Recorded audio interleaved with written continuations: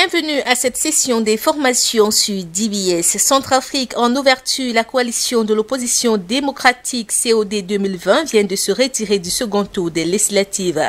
La plateforme a dénoncé mardi un simulacre après le rejet de la plupart de ses requêtes en annulation du premier tour du scrutin par la Cour constitutionnelle.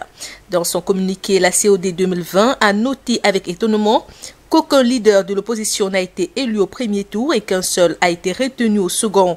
Elle a réitéré ses revendications initiales, à savoir l'annulation et la reprise des élections groupées. La Cour constitutionnelle a annulé lundi pour des irrégularités les résultats du premier tour, dont 13 circonscriptions sur 140.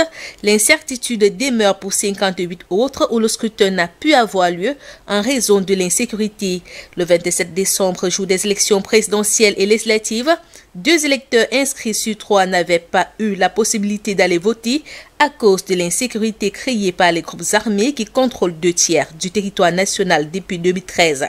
D'après les résultats proclamés par la Cour constitutionnelle, seulement 22 députés ont été déclarés élus au premier tour. Ce sont donc 118 sièges qui restent à pourvoir lors d'un second tour dont la date n'a pas encore été fixée. En République démocratique du Congo, les parlementaires viennent de déposer une pétition réclamant la destitution du président du Sénat, seul proche de Joseph Kabila, encore à la tête d'une institution. Mardi, alors que Tambwe Wamba présidait une session extraordinaire pour se pencher sur l'examen et l'adoption du projet de loi autorisant la RDC à ratifier l'accord portant création de la zone de libre-échange continentale africaine, une motion de censure a été déposée contre son bureau élu, signée par 64 sénateurs sur les 109 que constitue l'institution. Après un début de séance mouvementée, Tambwe Wamba finit par décréter une séance à huis clos. Il a insisté sur le fait qu'aucune motion ne pourrait être examinée au cours de cette session extraordinaire en se basant sur le règlement intérieur. Outre cette offensive politique, le président du Sénat est aussi inquiété sur le plan judiciaire. Le procureur général, près de la Cour de cassation, a en effet demandé au Sénat l'autorisation de l'auditionner sur des soupçons de détournement de deniers publics. Il lui a reproché de s'être fait remettre le 6 janvier dernier à sa résidence les sommes de 2 millions d'euros et d'1 million de dollars. A dit qu'après avoir réussi à destituer la présidente de l'Assemblée nationale, Janine Babunda, et poussé à la démission le premier ministre Sylvestre Ilunga, la nouvelle majorité favorable à Félix Tshisekedi ne démord pas, mais Tambwe Wamba bénéficie encore du soutien de quelques sénateurs et il espère résister à la vague au moins jusqu'à l'ouverture de la prochaine session de la Chambre haute prévue au mois de mars prochain. Au Burundi, le régime du président Evariste Ndayishimiye poursuit son processus d'ouverture diplomatique enclenché après son investiture à la tête du pays. Un dialogue politique entre le gouvernement burundais et l'Union européenne a débuté mardi 2 février à Bujumbura. Les deux parties doivent discuter de la levée des sanctions budgétaires prises contre le pouvoir burundais au début de la crise de 2015, notamment pour de graves violations des droits de l'homme imputées alors au régime en place. Les premières sanctions étaient dirigées d'abord contre plusieurs personnalités du régime, dont l'actuel numéro 2 du gouvernement et ministre de l'Intérieur.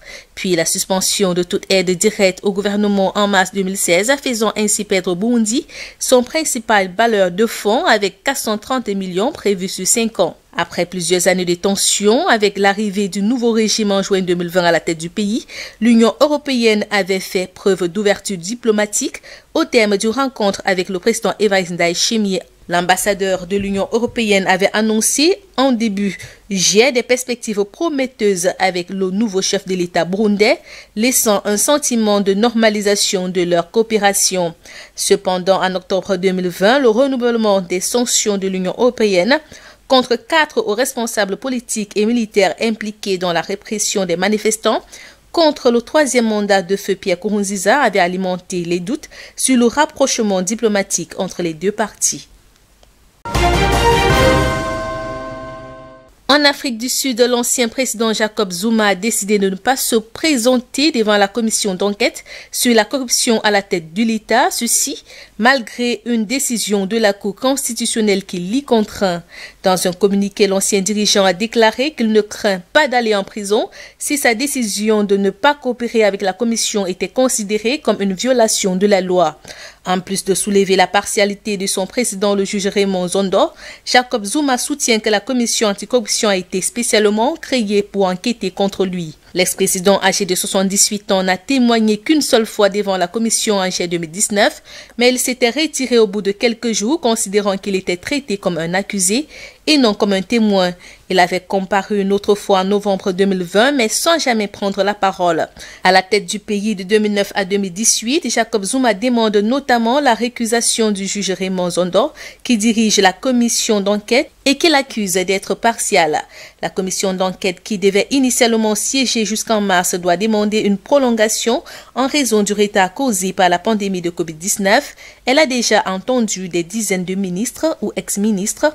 De sources judiciaires l'ignorent la convocation de la commission après la récente décision de la Cour constitutionnelle. Jacob Zuma risque une peine pouvant aller jusqu'à 6 mois de prison et une amende.